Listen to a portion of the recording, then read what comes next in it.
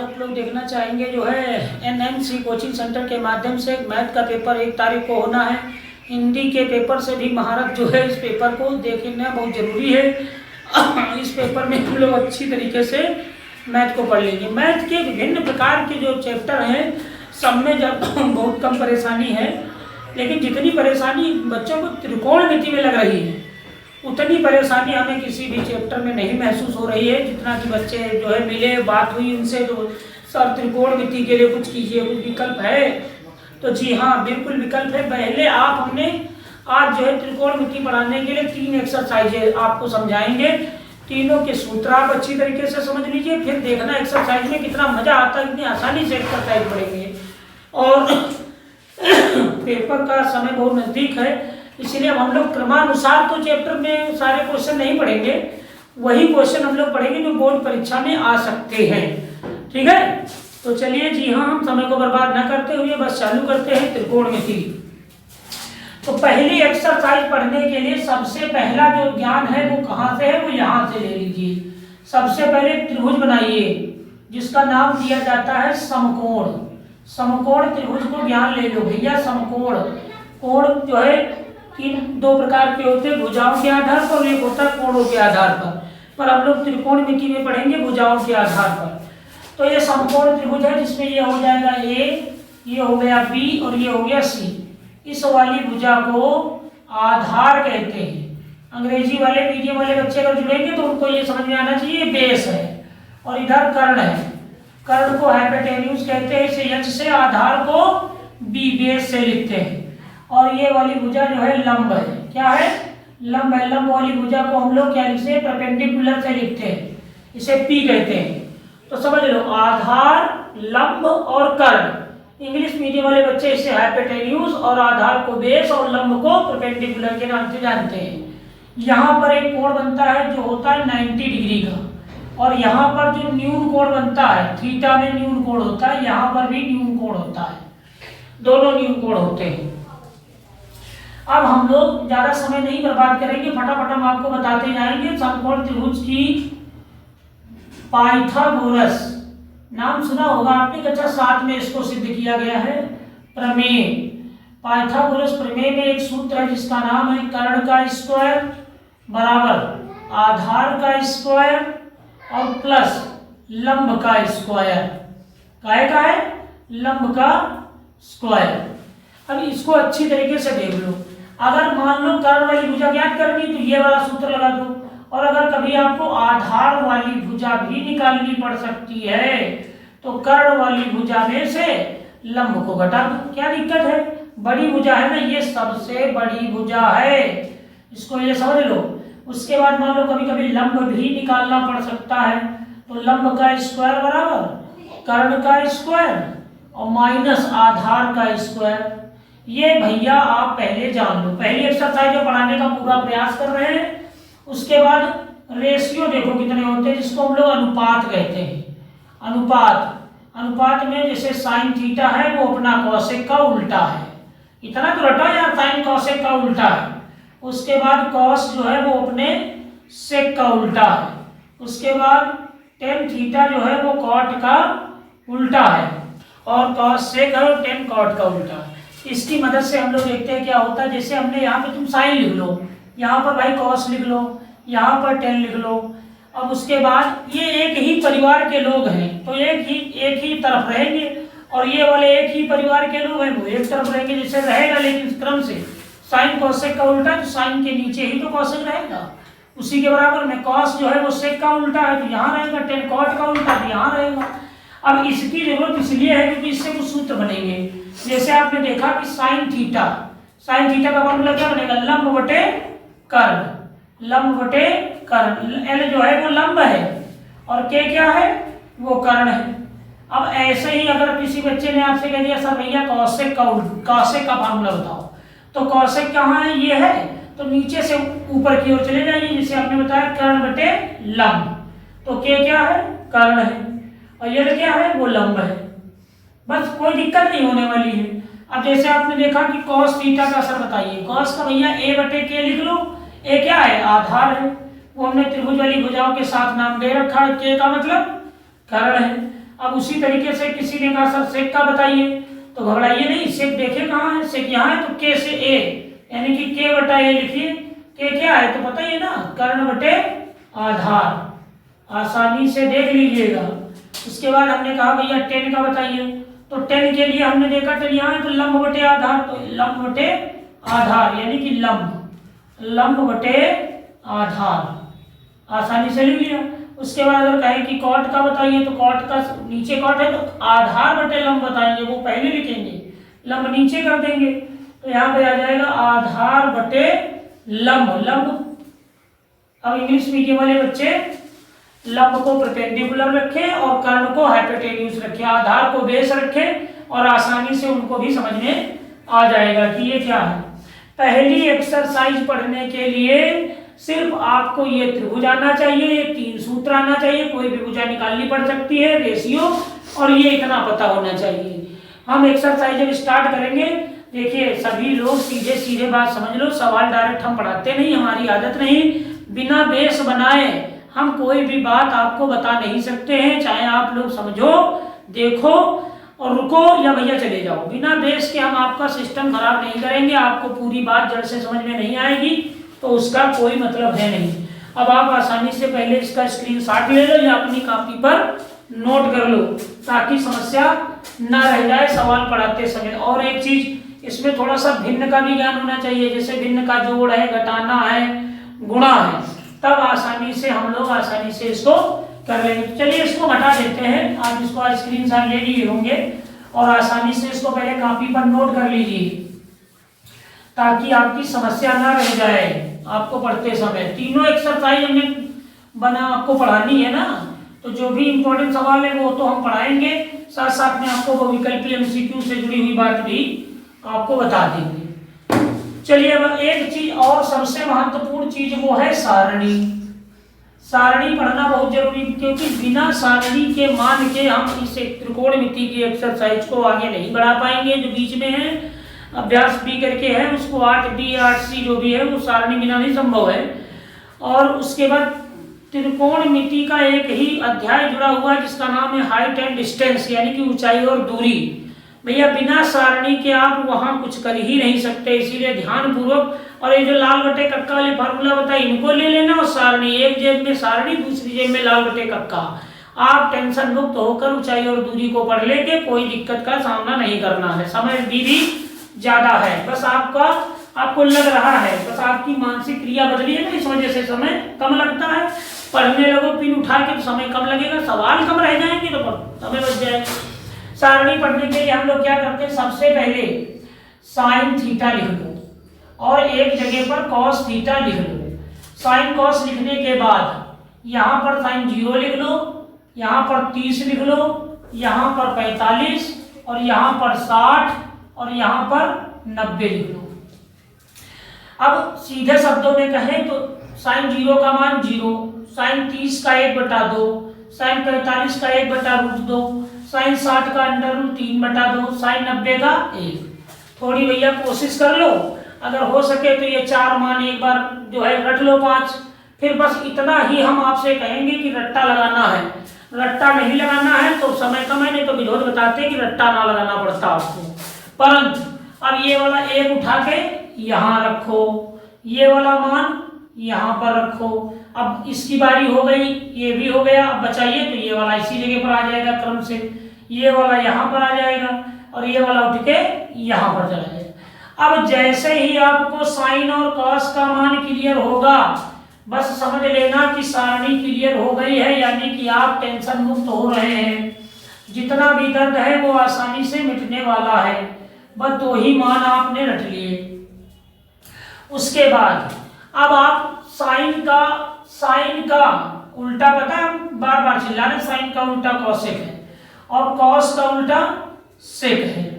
अब 2 मान अपने आप आ जाएंगे। जैसे किसी बच्चे ने सर हमें कॉसेक 45 का मान बता दो, तो कोई दिक्कत नहीं, तुमसे कॉसेक 45 का चाहिए तो तुम दौड़ के साइन 45 के पास जाओ, क्योंकि इसका जो मित्र है वो साइन है। और देख लो साइन 45 क्या लिखा है, अलग लिख लो 1/√। इसको पलटो, इसको पलटने का मतलब ये यहाँ आ जाएगा और ये यहाँ आ जाएगा। तो तो √2 ऊपर जाएगा, नीचे आएगा 1, 1 की हर में वैल्यू है नहीं तो सीधे हो गया 2। अब ये हो गया आसानी से।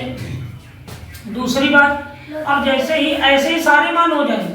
अब जैसे आपने देखा कि कॉस, अब किसी ने आपसे कहा सर हमें जरा कॉस 60 का मान बताओ, कॉस 60, तो कॉस 60 का, कॉस 60 नहीं सेक, जैसे आपको चाहिए सेक 60 का मान, भाई सेक 60 का मान चाहिए, तो सेक 60 किसका है? कॉस का। कॉस के 60 के पास चले जाओ, देख लो कितना लिखा है, 1/2 है, अलग लिख लो। अब इसको जब उल्टोगे, उल्टो मतलब पलटोगे, तो ये भैया 2 ऊपर हो जाएगा, 1 नीचे हो जाएगा, तो यहाँ पर ये मान आ गया। अब कोई दिक्कत हो तो हमें बताओ। उसके बाद इसी क्रम में आप आसानी से सारे मान लिख सकते हो, कोई दिक्कत नहीं है।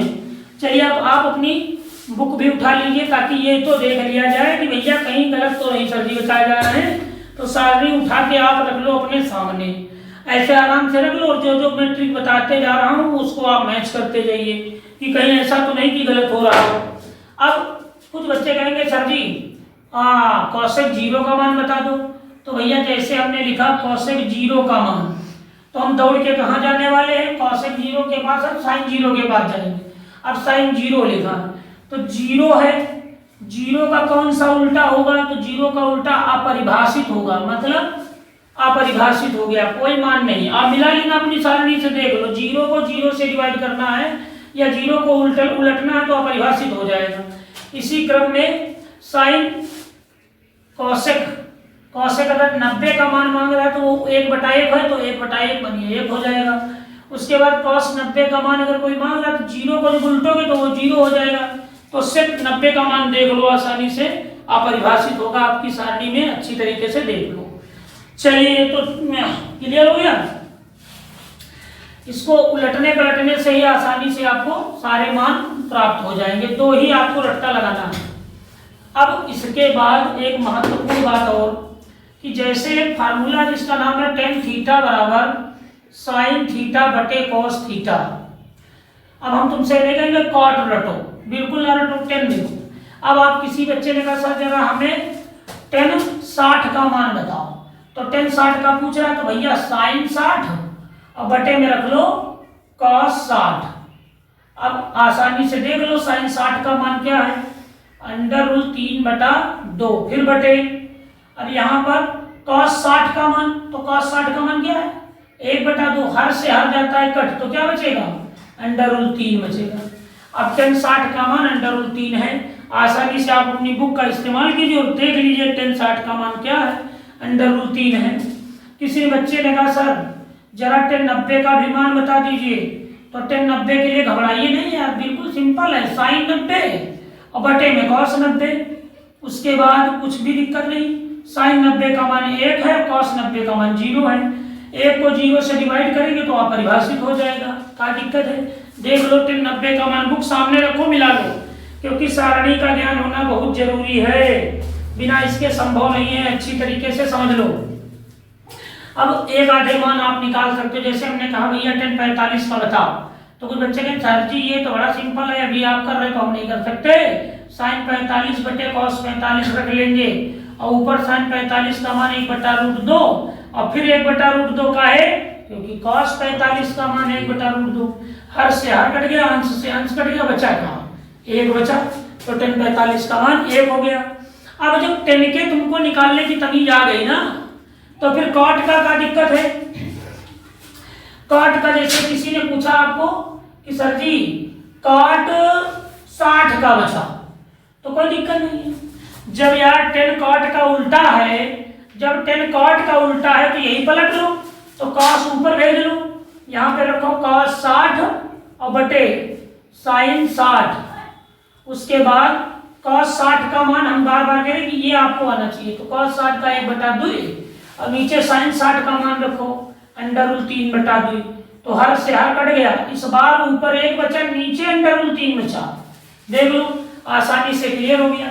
जब कभी 1 को 0 से भाग करना होगा तो अपरिभाषित हो जाएगा, ये बात याद रखना है। दूसरी 0 को 0 से भाग करना है, अपरिभाषित हो जाएगा। सारणी मेरी मदद से या आप अपनी मदद से या कैसे भी करके आपके अध्यापक अथवा गुरुजनों ने आपको पढ़ा रखा है, सारणी आपको बनाने का ढंग आता है। फिलहाल हम ये कहेंगे रट्टा मारना है तो भैया थोड़ा सा साइन और कॉस रट लो, सारणी का टेंशन मुक्त हो जाओगे आप। साइन का उल्टा कॉसेक हो जाएगा, कॉस का उल्टा सेक हो जाएगा, और साइन कॉस याद रहेगा तो टेन हो जाएगा, और उसके बाद कॉट भी बड़ी आसानी से हो जाएगा। तो चलिए इसे निकाल लेना। हालांकि मैं क्षमा चाहता हूँ क्योंकि मेरा नाम कमलेश कुमार यादव है। जब भी आप यहाँ पता करेंगे हमारे क्षेत्र में कि मैं इतनी ही जीरो लेवल से मैथ पढ़ाता हूँ कि आने वाले समय में जो बहुत छोटे छोटे सवाल भी हैं वो बहुत बारीकी से लेकर बहुत बड़े पैमाने तक हम पढ़ाते हैं। लेकिन जिस बच्चे को कोई गणित नहीं पढ़ा पा रहा इस क्षेत्र में, तब तक मैं अपनी व्यक्तिगत ये कोशिश करता हूँ कि जो है बच्चे को आए, और हालांकि उसका रिजल्ट भी सामने आता है कि बच्चे जो है 98, 97, 96, 95 नंबर लाते हैं। और कहने को तो बहुत से वीडियो आपको ऐसे भी मिल जाएंगे 100 में 100। ये भैया परिकल्पना है, उसको आप त्यागिए, क्योंकि आपका नॉलेज होना चाहिए, नंबर से कुछ नहीं है, नॉलेज ही बेटर है। इसीलिए जानकारी मैं आपको दे रहा हूँ, जानकारी बढ़ाना आपकी बहुत जरूरी है। इसीलिए पेपर सर पे है, कोशिश यही है हमारी कि आपको बेहतर से बेहतर कक्षा 10 की त्रिकोणमिति हम आपको कंप्लीट करा दें। चलिए आशा करते हैं कि आप सारणी की क्रिया को समझ गए होंगे। चलिए अब सबसे महत्वपूर्ण एक्सरसाइज, जिसको पढ़ना है, जिसका डर है, जिसकी विकल्पता है, वही चीज हम आपको बताने वाले हैं। सबसे महत्वपूर्ण त्रिकोणमिति की वो सारणी है जिसमें हमें लगता है कि 3 सर्वसम्मिकाएं, जिसका नाम है साइन स्क्वायर थीटा और प्लस कॉस स्क्वायर थीटा बराबर ए। उसके बाद एक और सर्वसम्मिका है जिसका नाम है sec square theta minus ten square theta बराबर ए। चलिए पहले 2 को निपट लेते हैं, फिर तीसरी बताते हैं। जैसे sine square theta plus cos square theta बराबर 1 है, तो अगर हम ये कहें कि साइन स्क्वायर थीटा बराबर 1 रखेंगे और ये कॉस स्क्वायर थीटा उधर पक्षांतर कर देंगे, तो काहे में पक्षांतर कर देंगे, माइनस में कर देंगे। तो यानी कि साइन स्क्वायर थीटा बराबर एक फार्मूला आपको मिल गया है, साइन स्क्वायर थीटा बराबर 1 माइनस कॉस स्क्वायर थीटा होता है। उसके बाद कॉस स्क्वायर थीटा बराबर 1 लिखा, कॉस स्क्वायर थीटा बराबर 1 लिखा, लेकिन अब कौन भागेगा पक्षांतर में, तो यह साइन भागने वाला है। तो आसानी से आपको ये बात भी समझ में आ गई होगी कि जहां कॉस स्क्वायर थीटा होगा वहां 1 माइनस साइन स्क्वायर थीटा रख देंगे, और जहां साइन स्क्वायर थीटा होगा वहां 1 माइनस कॉस स्क्वायर थीटा रख देंगे। एक बात और मेरे प्रिय छात्रों समझ लो कि अगर 1 माइनस साइन स्क्वायर थीटा लिखा है तो इसको, इसकी परिकल्पना जो है वो ए स्क्वायर माइनस का बी स्क्वायर बराबर होता है ए प्लस बी और ए माइनस बी, अर्थात माइनस वाला एक बार प्लस में और एक बार माइनस में लिखा जाएगा। ये बात भी आपको बहुत जरूरी याद रखनी है कि जरूरत पड़ी 1 माइनस साइन स्क्वायर थीटा है तो उसको एक बार प्लस में और एक बार माइनस में, इसको भी एक बार प्लस में एक बार माइनस में बदला जा सकता है। इसके स्थान पर ये आ सकता है और इसके स्थान पर ये आ सकता है, कभी कभी इसके स्थान पर एक बार प्लस में एक बार माइनस में। सिंपल सी बात है, उसको अच्छी तरीके से बसा लो। उसके बाद यहाँ आ जाओ, यहाँ सबसे पहले प्लस को निपटा देते हैं। जैसे लिखा है सेक स्क्वायर थीटा बराबर 1, अब ये माइनस वाला 10 उधर जाएगा तो काहे में, तो सिंपल है यार, प्लस में हो जाएगा, और कौन सी दिक्कत है, हो गया। और उसके बाद अब कुछ बच्चे कहेंगे अब की सर जी पता चली अब की माइनस का 10 है, भैया कोई दिक्कत नहीं है, माइनस का 10 है तो माइनस का 10 स्क्वायर बराबर 1 लिख लो, और उसके बाद ये प्लस वाला उधर फेंको, काहे में जाने वाला है, माइनस में जाने वाला है, कोई दिक्कत नहीं। अब कुछ कहेंगे सर जी ये कहाँ है, ये माइनस कहाँ है, तो चलिए इसमें हम ये कह सकते हैं कि माइनस से दोनों पक्षों में गुणा करने पर या भाग करने पर भी हो सकता है। तो जब ये माइनस हटाएंगे, अर्थात इसको जब हम प्लस में करेंगे, ये माइनस मान लो गया, इधर वाला माइनस काहे में हो जाएगा, प्लस में, और अपना प्लस में 1 है वो काहे में हो जाएगा, माइनस। तो ये टप, ये भैया टप है मामला, यहाँ स्टार बना लो, यही मामला थोड़ा सा अजीब है। तो इसको हम एक बार प्लस में एक बार माइनस में बदल सकते हैं क्योंकि माइनस लगा हुआ है, तो इसके लिए आपको गंभीर विषय नहीं है। यहाँ से नंबर 1 हमने आपको बताया कैसे बना, नंबर 2 भी हमने आपको बताया कि इस फार्मूले की वजह से ये कैसे बना। उसके बाद ये तो नंबर 1 था, ये नंबर 2 है, ये देख लो नंबर 3 कैसे, जैसे कॉसेक स्क्वायर थीटा और माइनस कॉट स्क्वायर थीटा बराबर 1। यहाँ से हमने पहले कहा सबसे पहले प्लस वाले को मिल लो, कॉस स्क्वायर थीटा बराबर 1 है। इधर से माइनस वाला उधर भेजो, काहे में? प्लस में। तो ये तो बड़ी सिंपल आसानी से तैयार हो गया कि कॉसेक स्क्वायर थीटा देखेंगे वहां 1 प्लस कॉट स्क्वायर रख देंगे, और जहां 1 प्लस कॉट स्क्वायर देखेंगे वहां पर कॉसेक स्क्वायर रख देंगे।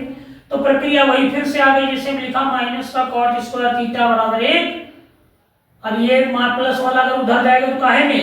माइनस में हो जाएगा। सिंपल सी बात है।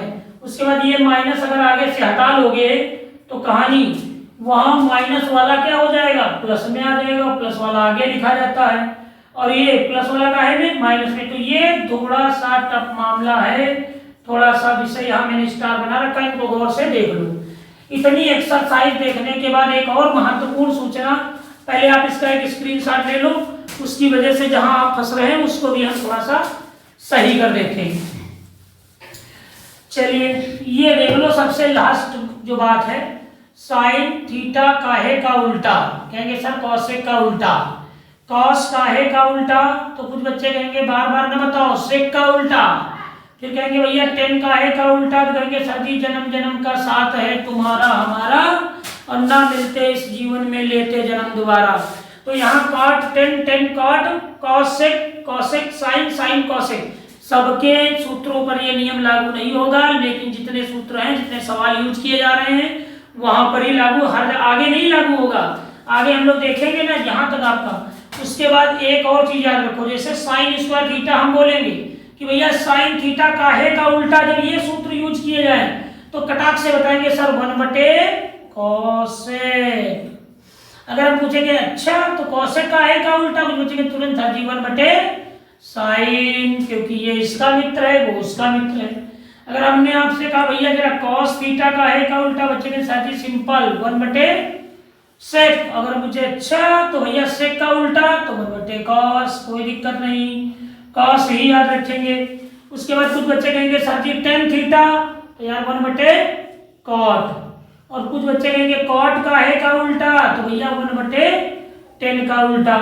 लेकिन हे दीनानाथ लोग, जो भी आप लोग देख रहे हो, हाई स्कूल की परीक्षा देने जा रहे हो, तो बस इतनी सी बात आपको, नंबर 1 पहले आपको इतनी बात आनी चाहिए, नंबर 2 पर ये सर्वसम्मिका से बने 2 सूत्र आने चाहिए, नंबर 3 आपको इस सर्वसम्मिका से बने ये 3 सूत्र आने चाहिए 2।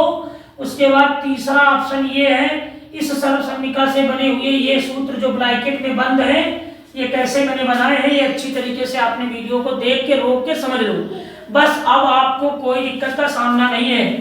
2 बातें और विशेष कर आप याद रखेंगे, जैसे टेन थीटा का सूत्र तो साइन थीटा बटे कॉस थीटा, और उसके बाद हम बोलेंगे कॉट का, तो कहेंगे सर जी कॉस थीटा बटे साइन थीटा। अब हम इसमें कुछ शब्दावली का नाम दे रहे हैं, जरा उसको ध्यान में रखिएगा, तब बड़ा मजा आने वाला है।